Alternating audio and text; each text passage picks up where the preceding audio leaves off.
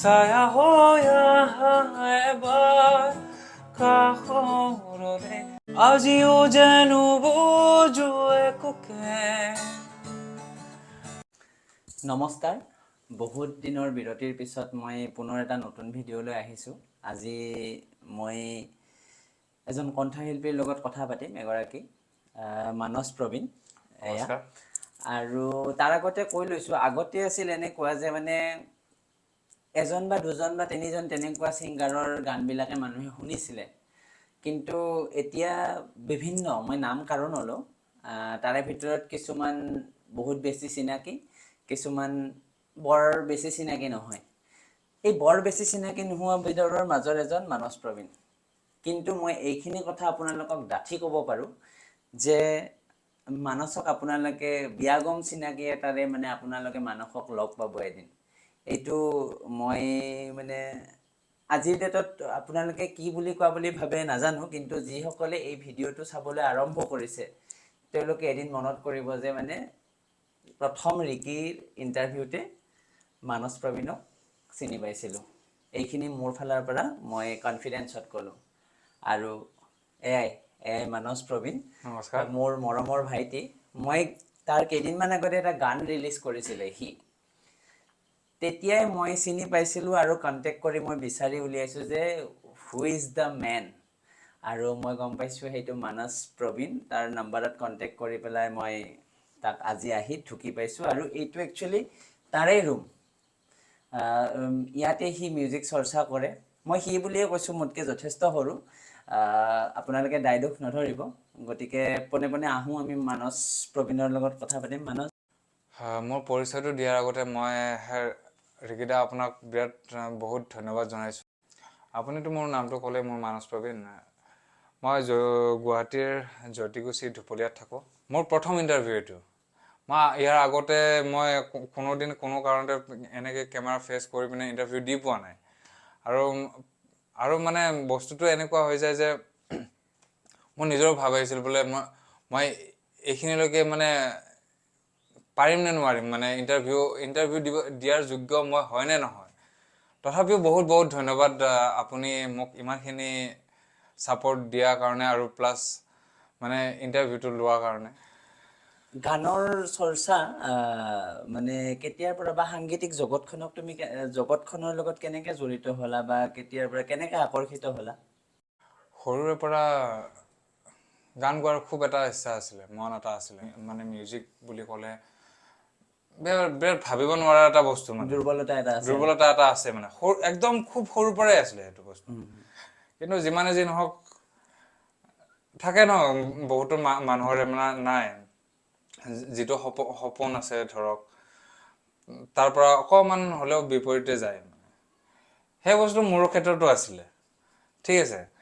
গতিকে মই মিউজিক মানে সংগীতৰ ফালত মানে কমপ্লিটলি 2019ৰ পৰা 2019ৰ লাষ্টত মানে 2020ৰ প্ৰথমৰ পৰা ক'লেও মানে ভুল নহয় মানে। সেইখিনিৰ পৰাহে মই মানে মিউজিকৰ মানে লাইনত আগবাঢ়িছোঁ, মানে ওতঃপ্ৰোতভাৱে ওতঃপ্ৰোতভাৱে জড়িত হৈছোঁ মানে। তাৰ আগত মই ক'ৰবাত চাকৰি কৰি আছিলোঁ, ক'ৰবাত গাড়ী ডিলাৰৰ চেলছমেন আছিলোঁ, তেনেকুৱা ধৰণৰ কিবা কিবি কাম কৰি আছিলোঁ। প্ৰথম গানটো তোমাৰ কেতিয়া ৰেকৰ্ডিং কৰিছিলা? প্ৰথম গানটো 2020 নহয়, 2021ৰ প্ৰথম মানতহে মানে প্ৰণয়টো, সেইটো সময়ত মানে ৰেকৰ্ডিং হ'ল। এতিয়া তুমি কৈছা তোমাৰ কোনো বিশেষ পৰিচয় নাই, কিন্তু তুমি ছিংগাৰ হ'ব খোজা। এতিয়া ছিংগাৰ হ'ব পাৰিছানে নাই, সেইখিনি বস্তু তুমি নতুনকৈ ৰিলিজ যিটো গান দিছা, এবাৰ তোমাৰ কণ্ঠত এনেকৈ এবাৰ শুনি চাওঁ। হয়, নিশ্চয়। দি দিলো তোমাক প্ৰথম দেখাৰে পৰা, লৈ লোৱা ভাল পোৱা, নহ'লে মই আদৰোৱা, আল ফুল মৰমে ৰাখিছো যতনে, নৰব একোদিন আমাৰ এই মাজতে। মই বিলি তোমাতে। অশেষ ধন্যবাদ তুমি গাই শুনোৱাৰ বাবে। যেতিয়া মই তোমাৰ প্ৰফাইলটো ট্ৰেভেল কৰিছিলোঁ তেতিয়া মই দেখিছিলোঁ তুমি গানৰ দিনত, গানৰ দিন আমাৰ সকলোৰে শ্ৰদ্ধা দিগন্ত ভাৰতী দাদাৰ জন্মদিনত এটা গানৰ দিন বুলি এটা অনুষ্ঠান হয় আৰু এইটো খুব পৰিচিত আৰু সংগীত প্ৰেমীসকলৰ মাজত, আৰু তুমি তাতো জড়িত। কেনেধৰণে তুমি গানৰ দিনৰ লগত জড়িত হ'লা, আৰু তোমাৰ সংগীতৰ কোনোবা গুৰু আছে নেকি? মানে এইখিনি একেলগে কৈ দিলে সংগীতৰ গুৰু বুলি ক'বলৈ গ'লে মই খুব সৰুতে ক্লাছ 9 মানত আমাৰ কাষতে লাল গণেশত এজন শিক্ষাগুৰু তাত শিকিছিলোঁ। খুব বেছি এবছৰে শিকিলোঁ। তাৰ পৰা মানে বাদ পৰি ক্লাছিকেল গ'ল। শিকিছিলা হয়, নেকি? ক্লাছিকেল। তাৰ পৰা বাদ পৰি গ'ল। তাৰপিছত 2017 মানত দিগন্ত ভাৰতী ছাৰৰ ৱাইফ ভাস্বতী ভাৰতী, তেখেত মোৰ মানে জীৱনৰ বিৰাট মানে কয় নহয় বোলে ৰাস্তা দেখুওৱা মানুহ এজন লাগে বুলি জীৱনত। হয়। তেখেতেও মোৰ কাৰণত মানে এনেকুৱা এজন মানুহ, মানে যিমানে যি নহওক কিছুমান মানে তেখেতৰ কাৰণে ভাল ভাল ৰাস্তাত উপনীত হ'বলৈ মানে সক্ষম হৈছোঁ। যেনে গানৰ দিন বুলি ক'লে মানে হেৰি হয়, গানৰ দিনতো মানে এনেকুৱা আছিলে, প্ৰথম মানে হয় গানৰ দিনত মানে জন্মলগ্নৰ পৰা মই জড়িত, আৰু সেই মানে সুবিধাটো পালোঁ অকল মানে মেমৰ কাৰণে। মানে হয়, ভাস্বতী ভাৰতী মেমৰ কাৰণে। তেখেতে মানে মোক প্ৰথমতে কৈছিল বোলে হেৰি, আমি এনেকুৱা এটা অনুষ্ঠান মানে দিগন্ত ভাৰতী ছাৰৰ ষ্টুডেণ্ট কিছুমানে এনেকুৱা এটা অনুষ্ঠান এটা কৰি আছে, তুমিও জড়িত হৈ যোৱা। আজিৰ পৰা মানে সেই তেনেকে 2019ৰ পৰা মানে তেনেকে আমি আৰম্ভ কৰিছিলোঁ। আৰু মানে তাত গৈ পাই পিনে মানে এনেকুৱা লাগিল চব মানে ডাঙৰ মানুহবিলাকক লগ পাওঁ। কাক লগ পাইছিলা? যেনে ক'ব গ'লে জুবিন দাকে লগ পাইছিলোঁ, বা তেনেকুৱা মানে সংগীত জগতত বহুত তুমি ভাল তাৰমানে নিজকে মিৰাকল টাইপত হয় লাগিছিল যে হয় হয় বাপৰে মই কাক লগ পাই গ'লো। মানে মই তাৰ আগত মানে মই ভাবাই নাছিলোঁ বোলে এনেকুৱা এটাও ভাল লাগিব পাৰে নেকি মনটো। মানে সেই জেগাটোত গৈ পিনে মোৰ মনটো এনেকুৱা ভাল লাগিল, মানে মোৰ মানে এনেকুৱা এটা মানে অনুভূতি হ'ল বোলে মই লাইফত কৰি কি আছোঁ, মইতো এইটো জেগাৰ মানুহ। তাৰপিছত মানে মোৰ ঠিক তাৰ পৰাই মানে মই ভাবি ল'লো নাই, মই যি কৰি আছিলোঁ সেইখিনি চব বাদ দি পিনে মই এই জেগাটোৰ পৰাই আৰম্ভ কৰিম মানে। আৰু মোৰ তেতিয়াৰ পৰাই মানে ভাবিছা আৰু মানে মিউজিক মই বস্তুটো এতিয়াহে আচল ঠাইত আহি মই হয় পাইছো হয়, আৰু মানে। মিউজিকটো প্ৰপাৰলি ক'ব গ'লে মই তেতিয়াৰ পৰা মানে ষ্টাৰ্টিং। তাৰপিছত গানৰ দিনত তুমি গানো গালা, মানে হয়, সেই যাত্ৰাটো কেনেকুৱা আছিল?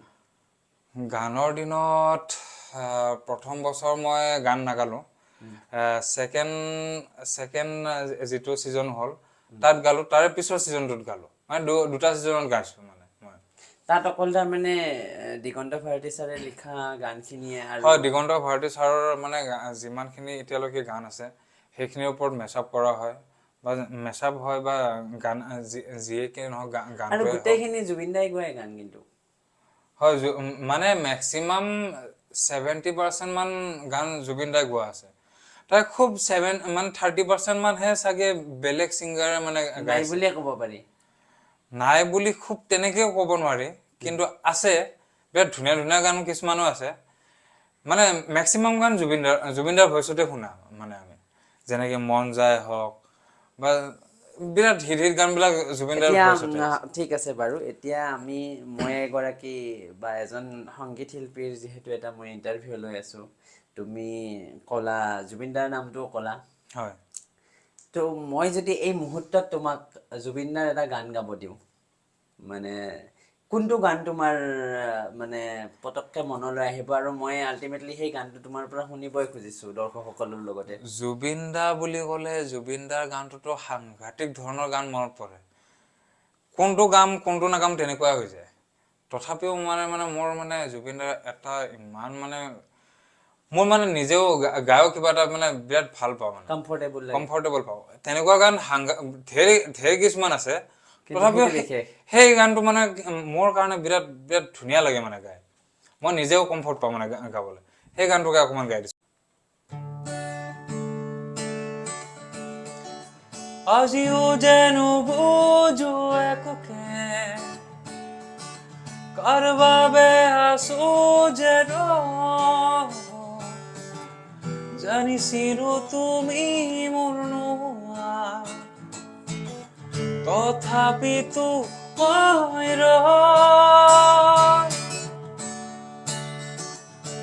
দূৰে দূৰে থাকিবা কিমান আৰু জ্বলাই কুৰা জুই হৃদয়ত নুবুজা কিয়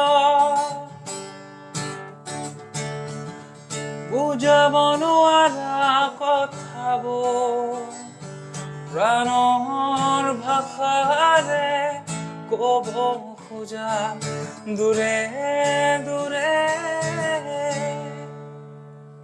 আমাৰ আজিকালি কি হৈছে জুনিয়ৰ অমুক জুনিয়ৰ তমুক নামৰ পিছৰ ফালে কিবা এটা এনেকৈ লিখি পেলাই জুনিয়ৰ টাইপৰ এটা ভাইব ল'ব খোজে আৰু ইণ্টাৰেষ্টিংলি তোমাৰ নামটোৰ পিছফালেও মানে মানস প্ৰবীণ বুলি আছে তুমি অকণমান টেকনিক খটাইছা যেন মোৰ অনুভৱ হৈছে নহ'বও পাৰে গতিকে এই মানস প্ৰবীণটো অলপ অন্তৰালৰ কথাখিনি ক'বা নেকি হয় মোৰ মানে কেছটো হৈছিলে কি মই যেতিয়া প্ৰথম গানটো আপলোড দিছিলোঁ মোৰ নামটো একচুৱেলি মানস প্ৰতিম দাস আৰু তোমাৰ ইউটিউব চেনেলত মই দেখিছোঁ প্ৰথমটো মানস প্ৰতিম বুলি আছিলে তাৰপিছতহে প্ৰথম গানটো মানস প্ৰতিম বুলি আপলোড হ'ল তাৰপিছত যেতিয়া মানে মানুহক কওঁ বোলে মানস প্ৰতিম বুলি চাৰ্চ কৰিব চেনেলটো তেতিয়া মানে মানস প্ৰতিম কিমান লাগে ধেৰ আহি যায় তাৰপিছত মই যেতিয়া ছেকেণ্ড গানটো মোৰ অনুভৱটো যেতিয়া ছেকেণ্ড গানটো আপলোড দিম মানে তাৰে আগে আগে মই ভাবিছোঁ নাই নামটো অকণমান কিবা বেলেগ কৰিব লাগিব তাৰপিছত মানে কি বিচাৰি উলিওৱাত সহজ মানুহে যেতিয়া যাতে বিচাৰি পোৱাত উলিওৱাত সহজ হয় তাৰপিছত মই ভাবিলোঁ নাই এটা কাম কৰোঁ মানসৰ লগত প্ৰবীণ লগাই দিওঁ একচুৱেলি প্ৰবীণটো মোৰ দেউতাৰ নাম দেই তাৰপিছত মই মানে মানসৰ লগত প্ৰবীণটো লগাই দিলোঁ এতিয়া আপুনি মানস প্ৰবীণ বুলি মাৰিলে ইউটিউবত অকল মানস প্ৰবীণে ওলায় তাৰ বাহিৰে মানে মানস প্ৰবীণ ইউটিউবৰ জগতখনত অকল মানস প্ৰবীণ বুলি ক'লে অকল ময়ে আছোঁ ওৱান এণ্ড অনলি তোমাৰ এটা গান ৰিলিজ হ'ল এটা নহয় এটা দুটা তিনিটা শেহতীয়া গানটোতহে মই তোমাক লগ পালোঁ মই শুনি ভাল পালোঁ আহিলোঁ তোমাৰ ওচৰত মোৰ ভিউৱাৰ্ছখিনিক তোমাৰ গানটো সম্পৰ্কে কিবা ক'বা নেকি আপুনি ইতিমধ্যে মোৰ গানটো শুনি পিনে ইয়ালৈকে মোক বিচাৰি আহিছে তাৰ কাৰণে অশেষ ধন্যবাদ আপোনালোকে আৰু আপোনাৰ চেনেলৰ যিখিনি ভিউৱাৰ্ছ আছে সেইসকলেও যাতে মোৰ গানটো আদৰি লয় হয় মই ডেছক্ৰিপশ্যনত দিম তুমি ইমান সৰুৰ পৰা গানৰ চৰ্চা কৰি আহিছা বা মই তাত থকা মই শ্ব'কেছটোত দেখিছোঁ তোমাৰ হয়নে নহয় নাজানো বাট মই গেছ কৰিছোঁ যে ট্ৰফিবিলাক তোমাৰে হ'ব গানৰ কম্পিটিশ্যনো কৰিছা তুমি ষ্টেজ প্ৰগ্ৰেমো কৰা নেকি হয় ষ্টেজ প্ৰগ্ৰাম কৰোঁ কিন্তু ষ্টেজ প্ৰগ্ৰামতকৈ মই বেছি নিজৰ মানে ব্যক্তিগত চৰ্চাটোক বহুত বেছি গুৰুত্ব দি আছোঁ মানে সময় মানে সেইখিনিত সময়বোৰ মোৰ মানে মোৰ খুব বেছি প্ৰেক্টিছত মোৰ খৰচ যায় খৰচ কৰা বা কিবা এটা নতুন বনাবলৈ বা শিকি খুব বেছি ভাল পাওঁ মানে শিকি খুব বেছি ভাল পাওঁ তথাপিতো যদি তোমাক ৰাইজে বিচাৰে মোৰ ডেছক্ৰিপশ্যনত গৈ তোমাৰ নম্বৰটো বিচাৰিলেও মানে তোমাক ৰিচ কৰিব পৰা সুবিধাটো মই কৰি দিম আপোনালোকে যদি দৰকাৰ বা ভাল লাগে যদি আপোনালোকে নিশ্চয়কৈ বিচাৰিব বা পাব মানসক বহুত কথা ইতিমধ্যে পাতিলোৱে আমি এতিয়া মই ভিডিঅ'টো আৰম্ভ কৰাৰ আগতে বা ভিডিঅ'টো পৰিকল্পনা কৰোঁতে মই ভাবিছিলোঁ যে মানে মই মানসৰ কণ্ঠত পাপনদাৰ গান এটাও মই শুনিম তো মই তাৰমানে একচুৱেলি মই মানসৰ কণ্ঠত মই শংকুৰাজ আৰু পাপনদাৰ এটা ভাইব মই নিজে পাওঁ আৰু তেওঁ ফ'ল' কৰে নে কি কৰে মই নাজানো কিন্তু মানে সেই ভাইবটো আছে গতিকে পাপনদাৰ গান এটা মই মানসৰ কণ্ঠত শুনি আমি এই ভিডিঅ'টোৰ পৰা বিদায় মাগিম তোমাৰ কথা ভাবিলেই জানা জোনা উপচি পৰে বুকুৰ সিপাৰে এহেজাৰ গোলাপে ৰঙা ৰঙা কলি মেলে ছায়া হৈ আহা এবাৰ কাষৰলে পৃথকতো নেলাগে আহিবলে সপোনত আহা এবাৰ কাষৰলে